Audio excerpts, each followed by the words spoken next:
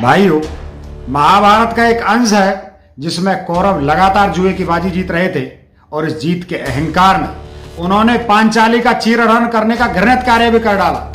योगेश्वर श्री कृष्ण की कृपा से द्रौपदी का सम्मान तो बच गया, लेकिन कौरवों का अहंकार ये समझ बैठा कि उन्होंने नियति को वश में कर लिया है। अपने भाग्य निर्धारक खुद बन बैठे। ना नीति, ना धर्म, ना रिश्ते, ना मर्यादा, किसी का कोई मान नहीं रखा। फिर दूसरा अंश महाभारत के रण में दिखा, जहां अभिमन्यु की हत्या करके युद्ध की मर्यादा भी तोड़ी गई। इसके बाद क्या हुआ सबको पता है। आज भी कोई माँ अपने बच्चे का नाम ना भीष्म रखती है, ना दुर्योधन, ना दुशासन। इन सबको समय ने सजा दी। अपने वचन की लाज रखने के लिए द्रौपदी की लाज लुटते देखते रहे भीष्म। इसलिए भीष्म को जीते जीवानों की सैया मिली और मरणोपरांत इतिहास की सजा।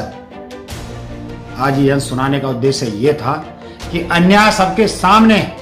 भारत में जो जनता कल तक मोदी और भाजपा को मां बहन की गाली दे रही थी, लॉकडाउन और बेरोजगारी पर आक्रामक हमले कर रही थी, जनता नाराज थी, गुस्से में थी, लेकिन फिर भी भाजपा चुनाव जीत गई। अब सवाल यह है कि जनता जब नाराज थी तो वोट किसने किया?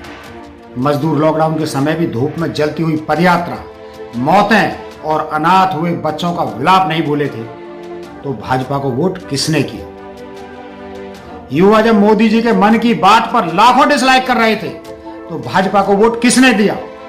किसान कर्ज माफी से खुश थे, तो भाजपा को वोट किसने दिया? व्यापारी नोटबंदी और जीएसटी से परेशान थे, लॉकडाउन में 20 लाख करोड़ के झूठ को समझ चुके थे, तो भाजपा को वोट किसने दिया?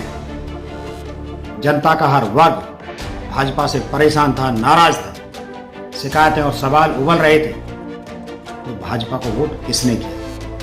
अगर इस तरह चुनाव जीते जाते रहे तो ट्रंप को अमित शाह की मदद लेनी चाहिए, फिर कोई वोट ले ही नहीं पाएगा।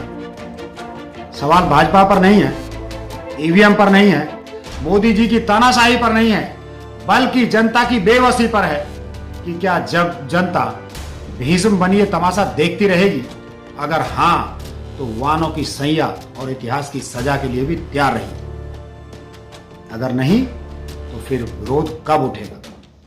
जब द्रौपदी की तरह जनता का चीरहरण हो चुका होगा, सत्य और जनहित के सारे मुकुट गिर चुके होंगे, न्याय और प्रजातंत्र के सारे धनुष टूट चुके होंगे।